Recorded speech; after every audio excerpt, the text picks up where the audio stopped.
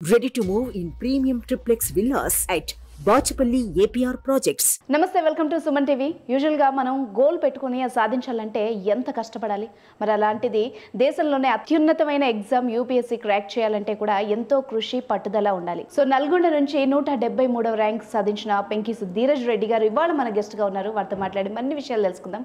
నమస్తే అండి. నమస్తే. First of all congratulations. ఎలా ఫీల్ అవుతున్నారు? సో చెప్పండి. థ్యాంక్ యూ సో మచ్ అండి. యా, చాలా హ్యాపీ అండి. నేనే కాదు, ఇంట్లో ఫ్యామిలీ మెంబర్స్ అందరూ, మమ్మీ నాన్న అక్క అందరూ హ్యాపీ. వాళ్ళే ఎక్కువ కష్టపడ్డారు నాకంటే, ఓపెన్లీ స్పీకింగ్. సో వాళ్ళే ఎక్కువ ఫేస్ చేశారు క్రిటిసిజం. సో వాళ్ళంతా హ్యాపీ అండి, ఆల్ హ్యాపీ. సో ఏం ఎక్స్పెక్ట్ చేశారు, ఏ ర్యాంక్ ఎక్స్పెక్ట్ చేశారు, ఎలా వచ్చింది ఫలితం? యాక్చువల్లీ ర్యాంక్ ఎక్స్పెక్ట్ చేయడం చాలా కష్టం అండి, మనం చెప్పలేము. చాలా సబ్జెక్టివిటీ ఉంటుంది ఎగ్జామ్లో. సో కొన్నిసార్లు నేను యాక్చువల్లీ సార్ ఇప్పుడే మార్క్ షీట్ వచ్చింది, ఎక్కువ వస్తాయి అనుకున్న దాంట్లో కొంచెం తక్కువ వచ్చాయి. యాక్చువల్లీ ఎంత బాగా రాలేదు అనుకున్న వాటిలో ఎక్కువ వచ్చాయి.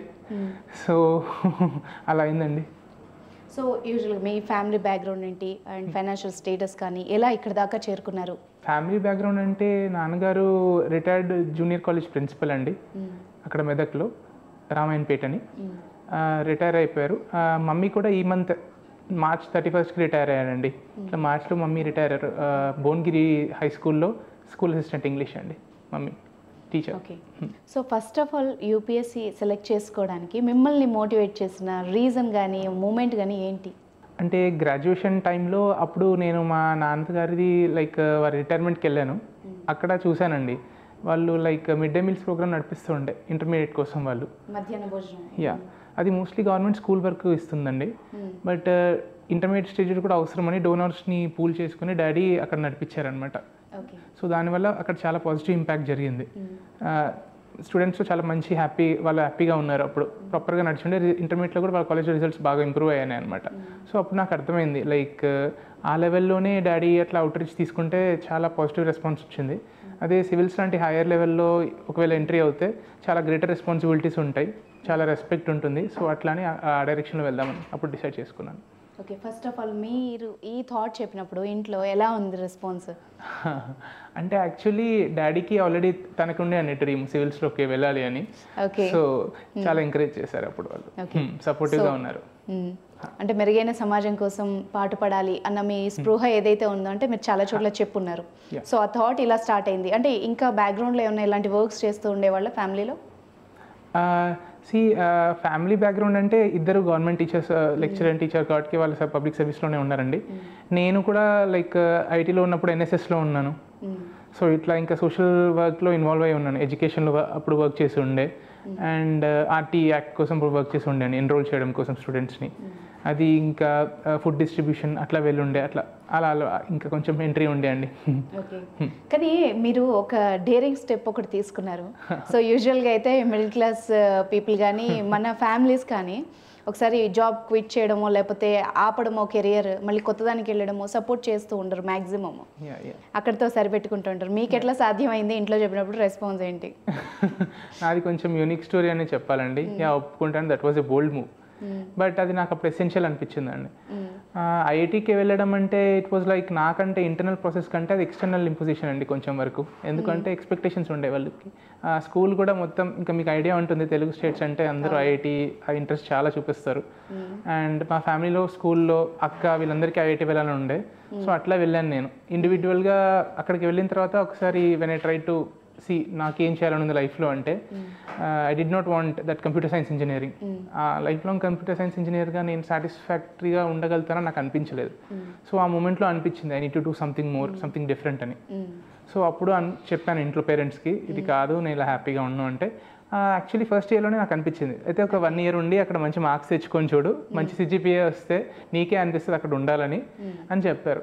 సో అక్కడ 1 year ఉన్నాను, మంచిగా వచ్చిండే సిజీ. యాక్చువల్లీ 9.8 వచ్చిండే 10కి. బట్ ఏంటంటే స్టిల్ సెకండ్ ఇయర్లో నాకు అనిపించింది ఇంక ఇది ఇలానే వెళ్తూ ఉంటుంది, ఇప్పుడు ఉంటే మళ్ళీ 4th year దాకా వెయిట్ చేయమంటారు, అప్పుడు జాబ్ వస్తుంది, అప్పుడు మంచి మనీ ఉన్నాయి, ఎందుకు వదిలేస్తున్నావు అంటారు. ఆ తర్వాత ఇంకా పెళ్ళి, పిల్లలు, ఈఎంఐలు వగేరా వగేరా అన్నీ వస్తాయి. సో ఒక స్టెప్, ఒక చాయిస్ తీసుకోవాలంటే ఫ్యూచర్లోకి వెళ్ళి కొద్దిగా ఇంకా హార్డ్ అవుతుంది. సో ఇప్పుడు తీసుకుంటే తర్వాత చూసుకుందాము అని ఇంకా అట్లా వెళ్ళిపోయానండి. బ్రేక్ చేసినా కరెక్ట్ మూమెంట్లో బ్రేక్ చేయాలి అనుకున్నారు. లేట్ చేస్తే ఇంకా ఇష్యూ అయ్యేది చాలా. ఓకే. అండ్ పేరెంట్స్ అయితే చాలా సపోర్ట్ చేశారండి. లైక్ వాళ్ళు డెఫినెట్లీ సపోర్ట్ చేశారు. లైక్ వాళ్ళు ఎప్పుడైనా చిన్నప్పటి నుంచి they had me as their first priority. నాకు ఏది ఏం కావాలి, నాకు ఏది ఇస్తే కరెక్ట్ అని వాళ్ళు చాలా 100 సార్లు ఆలోచిస్తారు. అండ్ వాళ్ళకి నమ్మకం ఉండే నా మీద, లైక్ నేను మిస్యూజ్ చేయను వాళ్ళ ఫ్రీడమ్ని, వాళ్ళ నమ్మకాన్ని అని. సో ఈరోజు దాన్ని నేను రెస్పెక్ట్ చేస్తూ వాళ్ళ రెస్పెక్ట్ నిలబెట్టాను అనుకుంటున్నాను. సో మీతో పాటు మీ ఊరు కానీ మీ చుట్టుపక్కల వాళ్ళు కానీ అందరూ చాలా ప్రౌడ్గా ఫీల్ అయ్యే మూమెంట్ కదా. సో ఎట్లా షేర్ చేసుకుంటున్నారు మీతో అందరూ? అయ్యో, అసలు రిజల్ట్స్ వచ్చినప్పటి నుంచి ఇట్స్ లైక్ ప్లెజర్ రైడ్ అండి. డ్రీమ్ రైడ్ లాగా నడుస్తుంది. అంతా ఫోన్లు వస్తూ ఉన్నాయి, డాడీది నాకు ఫోన్లు మోగిపోతూ ఉన్నాయి, మోగిపోతున్నాయి. అందరు ఇంటికే వస్తున్నారు, రిలేటివ్స్, డాడీ వాళ్ళ కొలీగ్స్, మమ్మీ వాళ్ళ కొలీగ్స్ వచ్చి శాల్వాలు కప్పుతున్నారు, బొకేస్ ఇస్తున్నారు, ఇన్స్పిరేషన్ లాగా చూపిస్తున్నారు. ఇట్స్ లైక్ కంప్లీట్లీ చేంజ్ అయిపోయింది, ఓవర్ నైట్ చేంజ్ అయిపోయింది అంటారు కదా, అట్లా ఉంది. Very happy. సో ఇట్స్ చాలా మంచి memorable moment at the same time, and మీ భుజాల మీద ఒక బాధ్యత కూడా ఉండే ఒక బరువైన మూమెంట్ కూడా. ఎట్లా హ్యాండిల్ చేస్తున్నారు? అంటే మీకు ఒక టెన్షన్ ఉండి కదా, అంటే రిజల్ట్స్ వచ్చే ముందు కానీ ఇలా కానీ ఎలా ఉండబోతోంది, అలా ఏమన్నా ఫేస్ చేశారా టెన్షన్ని? యా, డెఫినెట్లీ అండి. ఇది చాలా రెస్పాన్సిబుల్ రోల్. ఎందుకంటే లైక్ ఒక డిస్ట్రిక్ట్కి హెడ్ లాగా పెడతారు. ఇప్పుడు లైక్ నా ర్యాంక్కి ఐపీఎస్ వస్తుందండి 173కి ఎక్స్పెక్టెడ్. యా, మోస్ట్లీ 173కి ర్యాంక్ ఐపీఎస్ వస్తుంది. సో యా, డిస్ట్రిక్ట్ రెస్పాన్సిబిలిటీస్ అన్నీ ఉంటాయండి. సో ఇన్ అవే ఈ ఎగ్జామ్ ఎట్లా ఉంటుంది అంటే, వన్ సెలెక్ట్ అవుతే ఈ రెస్పాన్సిబిలిటీస్ తీసుకునే వాళ్ళ కదని టెస్ట్ చేస్తారండి ఎగ్జామ్లోనే. ఎందుకంటే కన్సిస్టెంట్గా వర్క్ చేసేవాళ్ళు, ఫోకస్ చూపించే వాళ్ళు, emotional stability, physical mental stability, fitness అన్నీ they check a lot of things అండి ఇందులో. సో ఇంటర్వ్యూలో కానీ మెయిన్స్లో కానీ కన్సిస్టెంట్గా ఉన్నాడా లేదా అని ఇలా వాళ్ళు కరెక్ట్ అనిపిస్తేనే తీసుకుంటారు. సో యా, సో ఇప్పుడు మీరు ఫేస్ చేసిన స్టేజెస్ ఉంటాయి కదా, ప్రిలిమ్స్, ఇంటర్వ్యూ అండ్ మెయిన్స్, వీటిల్లో మీకు బాగా గుర్తుండిపోయే మూమెంట్ అంటే ఇలా టెన్షన్ పడ్డా, లేకపోతే ఈ క్వశ్చన్కి ఎలా అనుకున్నాను, ఇలాంటివి ఏమన్నా ఉన్నాయి? టెన్షన్ అంటే లైక్ యాక్చువల్లీ పేపర్ 1లో నేను టెన్షన్ పడ్డానండి యాక్చువల్లీ. ఆప్షనల్ పేపర్ 1లో లైక్ ఎలా కొంచెం షేక్ అవుతుండే బెంచ్ నేను రాసేటప్పటికి. సో నేను పేపర్ కంప్లీట్ చేయలేకపోయాను, నేను కొన్ని వదిలేసాను యాక్చువల్లీ. సో దానివల్ల తక్కువ వస్తాయి అనుకున్నాను, నేను టెన్షన్ పడ్డాను ఇప్పటిదాకా, దానివల్ల ఏమైనా పోతుందేమో అని. అండ్ దానికోసం నేను కాంపన్సేట్ చేశాను అనమాట ఇంటర్వ్యూలో. లాస్ట్ టైం కూడా బాగానే వచ్చాయి, 182 వచ్చాయండి, that was a decent score. ఈసారి ఇంకొంచెం ఎక్కువ ఇంప్రూవ్మెంట్స్ ఏమని చెప్తారో మాక్ ఇంటర్వ్యూలో, దాని మీద చాలా వర్క్ చేశాను. స్మైల్గా చేయడం కానీ, కామ్గా ఉండడం, తొందరగా దూకేయకుండా ఏదైనా అడిగితే ఆలోచించి చెప్పడం, దాన్ని వాళ్ళు అప్రిషియేట్ చేస్తారండి. Because it shows maturity, because you are thinking and answering. So ఇది చేయడం వల్ల యాక్చువల్లీ నేను తక్కువ వస్తాయి అనుకున్న దాంట్లో ఇంటర్వ్యూ ఆప్షన్లో బాగానే వచ్చాయి, 288 వచ్చాయి. That was also decent score. Last year కంటే పెరిగి ఉన్నాయి. ఇంటర్వ్యూలో కూడా పెరిగి ఉన్నాయి, 200 వచ్చాయి అనమాట. That was very good score. Interview ఎలా ఫేస్ చేశారు? ఆ టైంలో ఎలా అనిపించింది? ఇప్పుడు మీరు చెప్పినట్టు మెంటల్ స్టెబిలిటీ కానీ, మెచ్యూరిటీ కానీ, అన్ని లెక్కలు చాలా సీనియర్స్ ఉంటారు, వాళ్ళు ఇట్లా పట్టేస్తారు కదా. సో వెళ్ళే ముందు ఎలా ఉండింది మీ ఎక్స్పీరియన్స్? అది యాక్చువల్లీ ఈసారి బోర్డు ఏం బోర్డు అని కూడా చెప్పలేదండి వాళ్ళు. జనరల్గా వెయిటింగ్ రూమ్లో తెలిసిపోతుంది అనమాట. ఫస్ట్ మెంబర్ వెళ్ళిపోగానే తీసుకెళ్ళడానికి వచ్చిన వాళ్ళు చెప్పేస్తారు, ఈ పలానా బోర్డు ఉంది మీకు అని. ఈసారి వాళ్ళు అసలు చెప్పలేదన్నమాట, సస్పెన్స్లో పెట్టారు. ఆ లాస్ట్ మూమెంట్ ఇంకా నన్ను వెయిటింగ్ ఇంటర్వ్యూ రూమ్ బయట కూర్చునేటప్పుడు అప్పుడు చెప్పారనమాట, రాజ్ శుక్లా సార్ అని. సో ఆయన డిఫెన్స్ మెంబర్ అండి, lieutenant general Raj Shukla sir. So he was an army man. అంటే మేమందరం ట్రాన్స్క్రిప్ట్స్ చూసి ఏమనుకున్నాం అంటే, డిఫెన్స్ గురించి అడుగుతారు, చైనా గురించి అడుగుతారు, ఏఐ గురించి అడుగుతారు అనుకున్నాం. అవి సార్ పెట్ క్వశ్చన్స్ అనమాట. సో నన్ను అవి ఏమి అడగలేదు.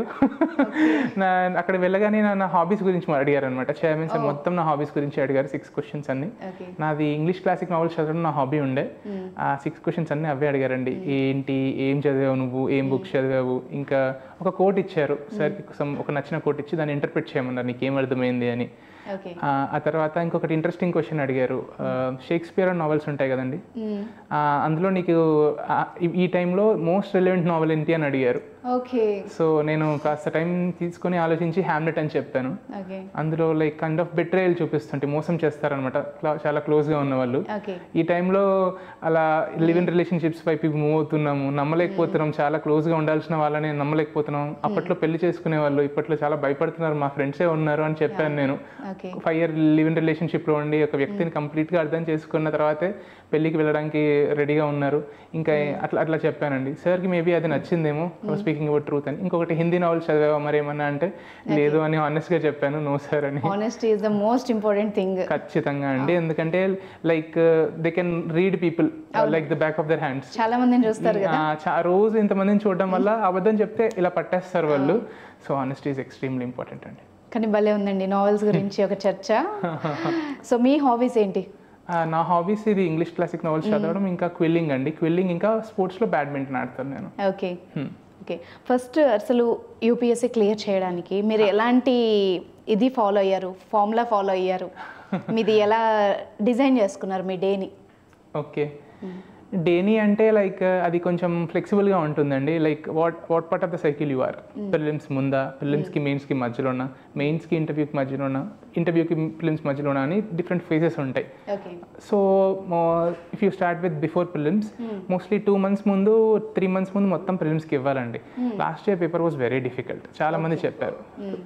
కట్ ఆఫ్ చూస్తే మొన్నే వచ్చింది 75 అయిపోయింది. ఇట్ వాజ్ నెవర్ దట్ లో, అంత తగ్గిపోయింది. ఎందుకంటే డిఫికల్టీ ప్రిలిమ్స్లో పెంచుతున్నారు. సో మోస్ట్లీ ప్రిలిమ్స్కి ఏం చేయాలి అంటే అందరూ అవే బుక్స్ అవుతారండి. డిఫరెన్స్ ఎక్కడ వస్తుందంటే టెస్ట్ సిరీస్. టెస్ట్లు ఎక్కువ రాయడం వల్ల మనకి ఏంటంటే టైం మేనేజ్మెంట్ అర్థమవుతుంది. ఎన్ని క్వశ్చన్స్, హిట్టింగ్ రేంజ్ అని ఒకటి ఉంటుంది, ఎన్ని క్వశ్చన్స్ రాయాలి మనము అని. అది మనకి ఒక 30 కంటే ఎక్కువ టెస్టులు రాస్తే అర్థమైపోతుంది ఎక్కడైతే స్వీట్ స్పాట్, ఎక్కడ హైయెస్ట్ ఆప్టిమల్ స్కోర్ చేయొచ్చు అని. నాకు అట్లా 80 to 85 క్వశ్చన్స్ చేస్తే 100లో ఆప్టిమల్ స్కోర్ వచ్చేది. అది చేయాలండి. ఇంకా రివిజన్స్ రెగ్యులర్గా చేయాలి. అది ప్రిలిమ్స్కి ఇవే అండి ఇంపార్టెంట్ థింగ్స్. ఇంకా కొత్తగా వచ్చేవి నీడ్ టు యాడ్ అనమాట, ఒక రిజిస్టర్ మెయింటైన్ చేసి ఒక బుక్లో. That will do. ప్రిలిమ్స్కి అది అవుతుంది. మెయిన్స్కి అయితే ది డిస్క్రిప్టివ్ పేపర్ అండి. ప్రిలిమ్స్ లాగా ఆబ్జెక్టివ్ కాదు. సో మీరు రాయాలన్నమాట, ఎస్ఎస్ రాయాలి. సో ఆన్సర్ రైటింగ్ ప్రాక్టీస్ మీరు చాలా చేయాలి. ఎట్లా అంటే it will be intensive. 3 hours papers ఉంటాయండి, రోజుకి 2 ఉంటాయి. మార్నింగ్ 3 hours, మధ్యాహ్నం 3 hours అనమాట. అట్లా మాకు 7 పేపర్స్ ఉంటాయి. సో ఇంకా యూనిట్ టు బి 9 పేపర్స్ ఉంటాయి. 2 పేపర్స్ ఏంటంటే లైక్ క్వాలిఫైయింగ్, అంతే, లాంగ్వేజెస్ పేపర్స్ ఉంటాయి, ఇంగ్లీష్ అండ్ ఇండియన్ లాంగ్వేజ్ అని. మిగతావన్నీ స్కోర్లో కౌంట్ అవుతాయి. సో ఏంటి అంటే ఇంకా టెస్ట్స్ అండి, అవి కూడా రెగ్యులర్గా టెస్టులు రాయాలి. ఇంకొకటి ఏంటి అంటే బ్రాడ్గా చదవాలి అనమాట. We have to be open అనమాట. కరెంట్ అఫైర్స్ అప్డేట్ అవుతూ ఉండాలి. అండ్ షార్ట్ నోట్స్ చాలా ఇంపార్టెంట్ అండి. లేకపోతే రివిజన్ చేయలేము, చాలా తక్కువ టైం ఉంటుంది కదా, 100 days ఉంటుంది. అరే 100 days ఉన్నాయి అనిపిస్తాయి, కానీ ఒక్కొక్క పేపర్ కోసం, ఒక్కొక్క సబ్ టాపిక్ కోసం బ్రేక్ డౌన్ చేసి చూస్తే చాలా రిజిడ్ షెడ్యూల్ ఫాలో అవుతాయి తప్ప, డిసిప్లిన్ ఉంటే తప్ప కంప్లీట్ చేయలేమండి. Short notes is very important. And interview కోసం వస్తే it's a different ball game అండి. మ్యాటర్స్ ఏమే ఉంటుంది, అదే కరెంట్ అఫైర్స్ అవుతాము, ఏం జరుగుతుందో చూస్తూ ఉంటాము, జిఎస్ సబ్జెక్ట్, జనరల్ స్టడీస్ ఉంటాయి. బట్ ఏంటంటే it's about presentation and talking.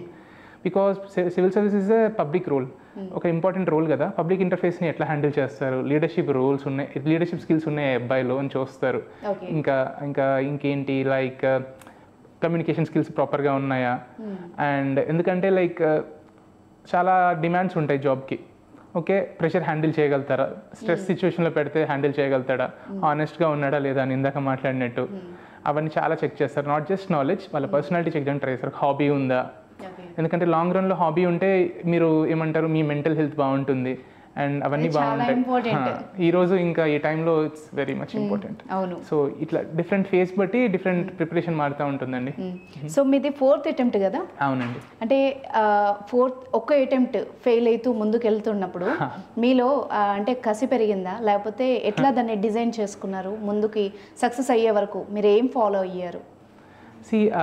Actually 4 attempts అది లాంగ్ జర్నీ అండి నాది. నేను యాక్చువల్లీ వచ్చినప్పుడు ఇంత లాంగ్ అవుతుందని అసలు అనుకోలేదు. అరే 1 or 2 attempts లో అయిపోతుందిలే అనుకున్నాను. ఐఐటీ అది వచ్చింది కదా, that was also comparable exam కాబట్టి నాకు తెలిసినంత వరకు నాకు లైక్ ఫ్యామిలీలో తెలిసిన వాళ్ళు ఎవరు సర్వీసెస్లో లేరండి. సో మేబీ దానివల్ల ఏమో నేను ఊరికి అలా ఈక్వేషన్ చేసేసాను. గైడెన్స్ కూడా ఈజీగా ఉంటుంది కదా ఎవరైనా ఉంటే, అది కొంచెం కంఫర్ట్ ఉండేది. సో అలా కొంచెం నైవ్గా వచ్చేసాను నేను. సో ఫస్ట్ అటెంప్ట్లో ప్రిలిమ్స్ పోయిందండి నాది 0.66తో. సో అప్పుడు నేను కొంచెం షాక్ అయ్యాను నేను. ఆ తర్వాత సెకండ్ అటెంప్ట్లో ప్రాపర్ ప్రిపరేషన్ చేశాను. అప్పుడు ఇంటర్వ్యూ దాకా వెళ్ళాను అప్పుడు కూడా, బట్ మళ్ళీ అప్పుడు 16 marksతో పోయిందండి నాది సెలెక్షన్. సో అప్పుడు నేను I was at that high అనమాట, సెలెక్షన్ అయిపోతుంది అనుకున్నాను. నెక్స్ట్ అటెంప్ట్కి ఇంకా స్ట్రాంగ్గా ఇద్దాము ఆ మొమెంటంతో అనుకున్నప్పుడు థర్డ్ అటెంప్ట్ లైక్ నా ఇంటర్వ్యూ లాస్ట్కి ఉండింది, మే 18th అలా ఉందండి. మే 30th రిజల్ట్స్ వచ్చేసాయి. 22కి 30కి వచ్చేసరికి next month June 5th prelims ఉండింది. సో 5 days అయ్యేసరికి ఇంకా ఐ కుడ్ నాట్ క్లియర్ అనమాట. చాలా తక్కువ టైం అయిపోయింది. That was the lowest point. ఇంకా అప్పుడు అనిపించింది maybe this is not for me, వేరేది ఏమైనా చూసుకుందాము. ఎందుకంటే లైక్ అది మోస్ట్ ప్రొడక్టివ్ టైం కదండి. At that time it makes you or breaks you. మీ కెరీర్కి చాలా ఇంపార్టెంట్ టైం అది, ఫౌండేషనల్ స్టేజ్ అది. మీరు ఏం చేస్తున్నారు అనేది చాలా ఇంపాక్ట్ ఉంటుంది. సో అనుకున్నాను అనమాట, okay I will give 1 more attempt, ఈసారి చూద్దాము. ఆ పాయింట్ దగ్గర వదిలేస్తారు. యా ఎందుకు అంటే లైక్ మీరు యూ హ్యావ్ టు అండర్స్టాండ్ అండి, యువర్ 3 years 2 years మీరు కంటిన్యూస్గా ఎఫర్ట్ పెట్టి మీకు రిటర్న్ ఏం కనిపించదు కదా. పైగా లైక్ సొసైటీని మీ చుట్టుపక్కల ఉన్న వాళ్ళు దే ఆర్ డౌటింగ్ యూ, అరే ఎందుకు ఇంకెన్ని రోజులు చదువుతావు, ఇంకా అమ్మాయిని అయితే ఇంకెప్పుడు పెళ్లి చేసుకుంటావు, వాళ్ళకి ఇంకా అమ్మాయిలకి ఇంకెక్కువ ప్రెషర్స్ ఉంటాయి. సో ఇలాంటివి ఉన్నప్పుడు మాత్రం కొంచెం చాలా డిఫికల్ట్గా అనిపిస్తుంది. బట్ ఏంటంటే ఈ టైంలో నాకు సపోర్టింగ్ ఉన్నారండి, ఫ్రెండ్స్ కానీ, వాళ్ళకి ఎక్కువ నమ్మకం ఉండింది. పేరెంట్స్ అయితే రాక్ సపోర్ట్ అండి. మీరు ఇలా లో ఫీల్ అయినప్పుడు అక్కడ మీకు ఏంటా బూస్ట్ ఇచ్చిన వాళ్ళు ఎవరు? పేరెంట్స్ అండి, మోస్ట్ ఇంపార్టెంట్లీ పేరెంట్స్. డాడ్ నాన్నని వెళ్ళి అడిగితే అనేవాళ్ళు అనమాట, నీతో అవుతుంది, ఏదో ఒక్క రోజు వల్ల అనుకోకు, ఇట్స్ లాంగ్ జర్నీ అని చెప్పి ఏం కాదు అని నమ్మకం చెప్పేవారు. ఫ్రెండ్స్ కూడా ఉన్నారండి, అశోక్ అని, సూర్య అని, సుధీర్ అని, దేర్ యూస్ టు దివిజ అని, వాళ్ళ దగ్గర వాళ్ళు చెప్పేవాళ్ళండి, నీది అవుతుంది, నీది అవ్వకపోతే ఎవరిది అవుతుంది అని. వాళ్ళకి ఎక్కువ నమ్మకం ఉండింది ఈసారి. సో ఖచ్చితంగా మనం అది భుజాల మీద పెట్టుకొని ఖచ్చితంగా చేయాలనిపిస్తుంది. యా ఎందుకంటే లైక్ ఉండాలండి వాళ్ళు ఎప్పుడు, ఎందుకంటే లైక్ కంటిన్యూస్గా మనం పాజిటివ్ ఉండడం ఏ మనిషికి పాసిబుల్ కాదు. ఎప్పుడో ఒకసారి మనం లోగా ఉన్నప్పుడు సపోర్ట్ చేసే ఫ్రెండ్స్ కానీ, ఫ్యామిలీ కానీ, మెంటర్స్ కానీ, ఆ పాజిటివ్ సర్కిల్ ఖచ్చితంగా ఉంటాయి. Yeah definitely. అండ్ మీది గవర్నమెంట్ స్కూల్ కదండి ఎడ్యుకేషన్, అంటే 10th వరకా? లేదండి, నేను like SPR school of excellence అని, నాది సెకండరీ ఎడ్యుకేషన్ 6th నుంచి 10th దాకా అక్కడండి, నల్గొండ టౌన్లో. ప్రైమరీ స్కూల్ ఇది సెయింట్ అల్ఫోన్సస్ హై స్కూల్ అండి, ఓకే, నల్గొండ టౌన్. ఓకే, అంటే మనం ఈ మధ్యకాలంలో చూసాము లేటెస్ట్ రిజల్ట్స్, నేనే చదివాను ఆల్మోస్ట్ ఒక 3-4 న్యూసెస్. అంతా గవర్నమెంట్ స్కూల్స్లో చదివిన వాళ్ళు, నవోదయాలు చదివిన వాళ్ళు, లేదంటే పోవర్టీలో ఉన్న వాళ్ళు, పేరెంట్స్ ఎంతో కష్టపడితే వాళ్ళ స్టేజ్కి వచ్చారు. ఇప్పుడు యూపీఎస్సీ క్లియర్ చేసిన వాళ్ళు చాలా మందికి ఇన్స్పిరేషనల్ స్టోరీస్ ఉన్నాయి. సో దాని గురించి ఏమంటారు? అది డెఫినెట్లీ చాలా వెరీ గుడ్ చేంజ్ అండి సర్వీసెస్లో, బికాజ్ రిప్రజెంటేషన్ అనేది చాలా ఇంపార్టెంట్ ప్రిన్సిపల్ గవర్నెన్స్లో. అండ్ వాళ్ళు బోర్డు మెంబర్స్ కూడా చూస్తూ ఉంటారండి, రూరల్ ఏరియాస్ నుంచి వస్తున్నారా, ఒకవేళ వాళ్ళని ఎంకరేజ్ చేద్దామని. సో ప్రిఫరెన్స్ ఏ విధంగా వీళ్ళకి డిఫరెన్స్ ఉంటుందా? అంటే like it's an open thing అండి, ఏంటంటే it's very good thing if they are coming in to services. ఎందుకంటే వాళ్ళు they bring their own experiences. వాళ్ళు చూసినవి సిటీలో ఉన్న వాళ్ళు చూసుండరు. సో డెఫినెట్లీ వాళ్ళు కొత్త ఇన్సైట్స్ తీసుకొస్తారు. ఖచ్చితంగా సమాజంలో చేంజ్కి అయితే వాళ్ళకి పాసిబిలిటీ ఎక్కువ ఉంటుంది. అండ్ వాళ్ళకి ఎక్స్పీరియన్సెస్ ఉంటాయి, వాళ్ళకి మోటివేషన్స్ కూడా అలా ఉంటాయి. కాబట్టి ఒక చిన్న అమౌంట్ ఆఫ్ సపోర్ట్ వాళ్ళు చూపిస్తారు ఇంటర్వ్యూలో. ఇట్స్ అబౌట్ డిస్క్రిప్షన్ వాళ్ళు చూపిస్తారు. It's a good thing and it's positive element. So మీ వరకు వచ్చేసరికి పేరెంట్స్ అంటే మీ ఫాదర్ రోల్ ఏంటి మీ జర్నీలో, మీ మదర్ రోల్ ఏంటి, అండ్ మీ ఫ్యామిలీ సిబ్లింగ్స్ అంటే వాళ్ళ రోల్ ఏంటి? పేరెంట్స్ అయితే లైక్ లిటరలీ ఇది లైక్ కొంచెం డిమాండింగ్ ఎఫర్టే అండి. సో చాలా వరకు రూమ్లో ఉండి చదువుతూ ఉండేది నేను మోస్ట్లీ. నేను బ్రేక్ టైంలో వచ్చినప్పుడు నన్ను మాట్లాడించేవాళ్ళు, నన్ను లైక్ ఈజ్ చేసేవాళ్ళు, నాకు కబుర్లు చెప్పేవాళ్ళు, ముచ్చట్లు చెప్పేవాళ్ళు. అండ్ ఆ తర్వాత ఇంకా నేను ఎప్పుడైనా భయపడే ఇట్లా ధైర్యం చెప్పేవాళ్ళు అండ్ కాన్ఫిడెన్స్ చూపించేవాళ్ళు.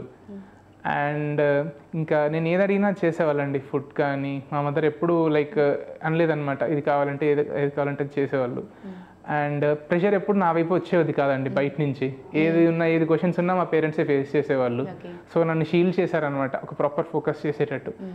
అక్క అయితే షీ వాజ్ ఆల్సో సపోర్టింగ్ అండి ఎవ్రీ స్టేజ్లో. నా డిసిషన్ వెనక్కి రావడానికి డిసిషన్ కానీ ఏదైనా కానీ షీ హ్యాడ్ ట్రస్ట్ అనమాట, నేను చేయగలుగుతాను అని. సో తను కూడా she was very trusting. And నన్ను ఎవరైనా ఏమని అంటే షీ ఊరుకునేది కాదు.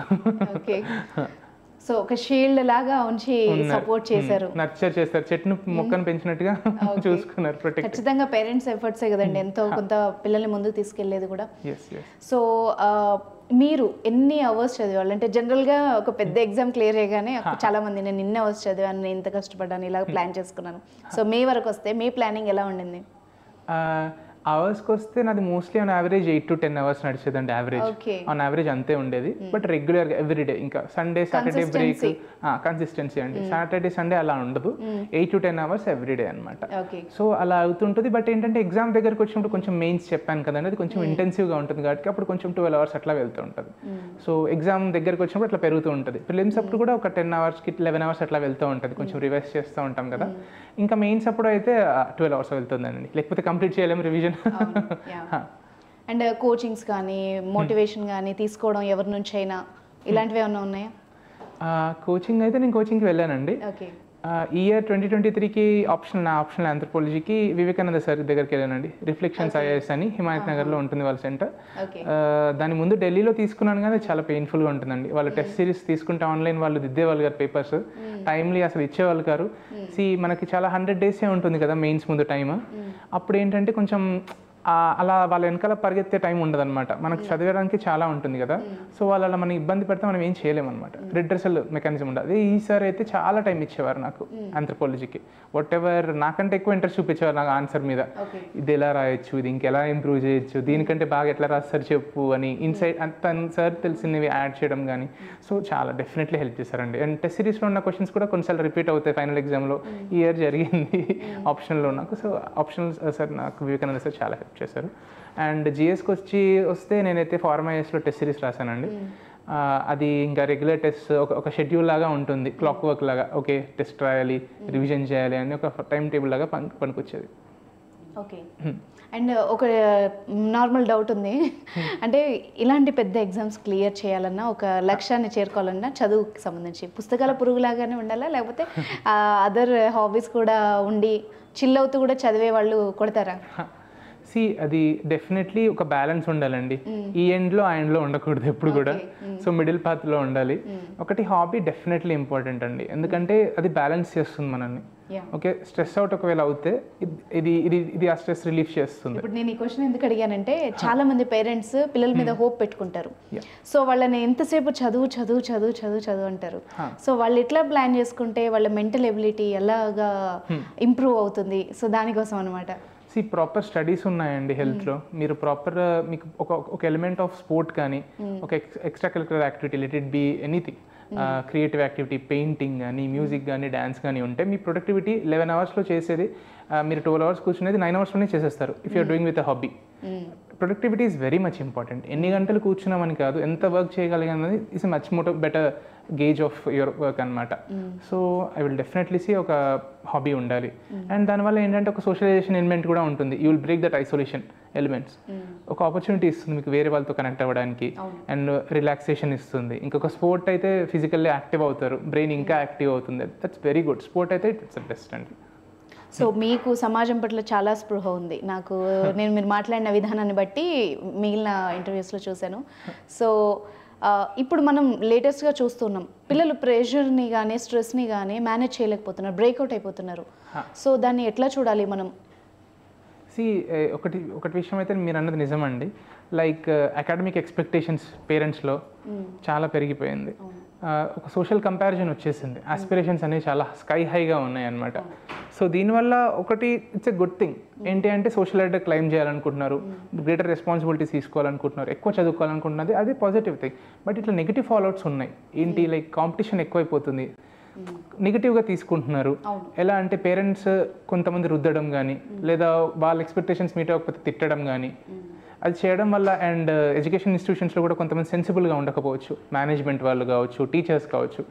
దీనివల్ల ఎట్లా ఉంటుందంటే ప్రెషర్ పెరుగుతుంది పిల్లల్లో. ఇది ఇంకా వర్స్ట్ కేస్ సినారియో సూసైడ్స్ అవ్వడం అక్కడ దాకా వెళ్తుంది. దీనివల్ల ఇంకేంటండి like it's like backfiring. Original పర్పసే లాస్ అవుతుంది. పిల్లలు లేకపోతే ఇంక ఇవన్నీ మీనింగ్లెస్ కదా. So you have to be careful ఎట్లా ఉన్నాయి అని. ఇండివిజువల్ పర్సన్ ఇంట్రెస్ట్ ఏంటి అని ఆ డైరెక్షన్లో పంపించడానికి చూడాలి. బికాజ్ టుడే చాలా ఎకనామిక్ ఆపర్చునిటీస్ ఉన్నాయి. వాళ్ళకి ఇంట్రెస్ట్ ఉన్న డైరెక్షన్లో, ప్యాషన్ ఉన్న డైరెక్షన్లో వర్క్ చేస్తే they will do wonders in any field. So prepare అవ్వాలనుకుంటున్న స్టూడెంట్స్కి మీరు ఇచ్చే గైడెన్స్ ఏంటి? ఎలా ఒక ప్లాన్ చేసుకోవాలి ఈ గోల్ రీచ్ అవ్వడానికి వాళ్ళకి? నేనైతే ఒకటి చెప్తానండి, ఒక ప్రాపర్ టైం టేబుల్ ఉండాలి. యూనిట్ టు ప్లాన్ అనమాట. ఏ డే ఏంటి దేనికి అని బ్యాలెన్స్ ఉండాలి. ఆప్షనల్కి, ప్రిలిమ్స్కి కానీ, మెయిన్స్కి కానీ. అండ్ రెగ్యులర్ టెస్ట్స్ రాయాలి. అండ్ ఒక మెంటర్ ఉండాలి టు గైడ్ యూ. అండ్ ఒక పేర్ గ్రూప్ ఉంటే it will be wonderful, because you will share examples and all. Different backgrounds నుంచి వస్తారు కదా, సో కొత్త వ్యూస్ వస్తాయి మీకు. సో అది పియర్ గ్రూప్ ఉండాలి. ఇంకొకటి ఏంటంటే you need to have focus. కొన్నిసార్లు అనిపిస్తుంది అరే బయటికి వెళ్దాము, పార్టీకి వెళ్దాము, ఫ్రెండ్స్ మూవీస్కి వెళ్దాము. బట్ ఏంటంటే like as I told you already, this exam prepares you for the role which you want to play అనమాట. చాలా డిమాండ్స్ ఉంటాయి. So you need to put balance అనమాట. సో మెంటల్ ఫోకస్, రెసిలియన్స్ ఉండాలి. Difficulties వచ్చినప్పుడు కొన్నిసార్లు ఎంత బాగా చదివినా కూడా మార్క్స్ రావు మీ టెస్ట్లో, అప్పుడు కూడా you should not go down. Okay, ఆ మెంటల్ రెసిలియన్స్ చాలా ఇంపార్టెంట్. సో దీనికి నేను ఏం చెప్తాను అంటే ట్రస్ట్ ఉండాలి మీరు చేసే వర్క్ మీద, మీకు సెల్ఫ్ బిలీఫ్ ఉండాలి. అండ్ బికాజ్ ప్రాసెస్ మీద నమ్మకం ఉంటే మీకు and right amount of efforts పెడితే ఇనిషియల్గా మీకు రిజల్ట్స్ కనపడకుండా over the period of time you will be successful. Okay. And నేను చూసిన మటుకు కొన్ని ఫ్యామిలీస్లో బాగా చదివే వాళ్ళు ఒక 3-4 అటెంప్ట్స్ ఇచ్చి ఇంకా మన వల్ల కాదు అని వదిలేసిన సందర్భాలు ఉన్నాయి. అండ్ యావరేజ్ స్టూడెంట్స్ క్రాక్ చేసిన సందర్భాలు ఉన్నాయి. ఎక్కడొస్తుంది ఆ డిఫరెన్స్ అన్నది అర్థం కావట్లేదు.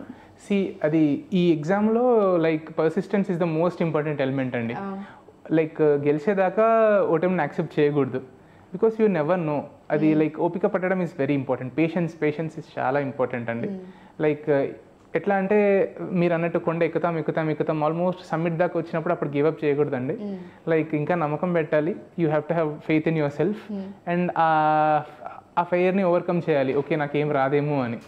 అండ్ వన్ మోర్ థింగ్, ప్రాసెస్ని ఎంజాయ్ చేయాలి. When you are able to do that and వేరే వాళ్ళది కాకుండా మీకే ఒక సెల్ఫ్ ఐడియా ఉండాలి, ఇది ఎందుకు చేస్తున్నాను నేను అని.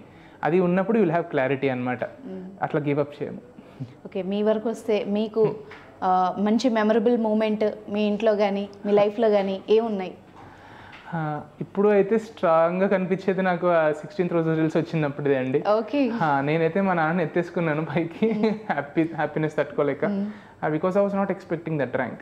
ఎందుకంటే చెప్పాను కదండి, there is lot of uncertainty. అందరు బాగానే చదువుతారు, దిద్దే వాళ్ళకి ఎవరు బాగుంది అనిపిస్తే they will get good marks. Okay. మీరు అదే చెప్పారు చూసారా, అంటే ఇన్నేళ్లుగా మీరు దానికోసం ఎంత వెయిట్ చేశారో ఇక్కడ కనిపిస్తోంది ఆ ఉదాహరణ. అండ్ మోస్ట్ మోటివేషనల్ మూమెంట్ ఏదైనా ఉంటుంది కదా, ఇది చూసినప్పుడు ఏదైనా సంఘటన జరిగినప్పుడు లేకపోతే ఇట్లా అలాంటివి ఏమన్నా ఉన్నాయా? సో మోటివేషన్ గురించి వస్తే నేనైతే మహేష్ భగవత్ సార్ గురించి చెప్తానండి. బికాజ్ సార్ చాలా హైయర్ ఎకలాన్స్లో ఉన్నారు పోలీస్ సర్వీస్లో. అది కూడా it's very demanding job. Okay. So వాళ్ళకున్న ఫ్రీ టైంలో కూడా ఆ టైంని మాకు ఇంటర్వ్యూ ప్రిపేర్ అయ్యే స్టూడెంట్స్కి కానీ ప్రిలిమ్స్కి ఆప్షన్ అండ్ మెయిన్స్కి ప్రిపేర్ అయ్యే స్టూడెంట్స్ కోసం సార్ అలొకేట్ చేసేవాళ్ళు. Like he use to work so many long hours. అది అయిపోయిన తర్వాత తనకున్న పర్సనల్ టైంని ఇట్లా సర్వీస్ కోసం యూస్ చేసేవాళ్ళు, వేరే వాళ్ళకి హెల్ప్ చేయడానికి కోసం. Like that was like awesome అండి. అది నాకు అనిపించింది లైక్ సార్ ఒక లైక్ ఐడల్ అనిపించింది నాకు. So that was very motivating. మీకు బాగా ఇన్స్పిరేషన్ అనిపించే వ్యక్తులు ఎవరెవరు ఉన్నారు? ఇంకా వీళ్ళని చూడగానే I want to be like that అన్నట్టుగా అనిపిస్తుంది కదా, అలాంటి పర్సనాలిటీస్ ఏమున్నాయి? ఈ మాలకొండయ్య సార్ గురించి నాకు ఐడియా ఉందండి. Sir he was also DGP ఏపీకి. సార్ అంటే కూడా I'm like he's an idol for me. And sir తర్వాత ప్రైవేట్ సెక్టర్లో ఉన్నారండి, ఇంద్ర నూయి అని. She's the CEO of PepsiCo. She's also like women లీడర్స్లో కామర్స్లో she's one of the biggest leaders. తను కూడా షీ హ్యాస్ సాక్రిఫైస్ కొన్ని ఎలిమెంట్స్, పర్సనల్ ఎలిమెంట్స్ తను పక్కన పెట్టిందండి to reach the highest levels of as a CEO of PepsiCo. తన interviews చూశాను. She's also big role model for me. And మీరు సర్వీసెస్లోకి వస్తే మీరు సొసైటీలో రావాలి అనుకున్న చేంజెస్ మీరు చూడాలి, మీరు చేయగలిగేవి ఏమున్నాయని మీరు ఏమన్నా అనుకున్నారా?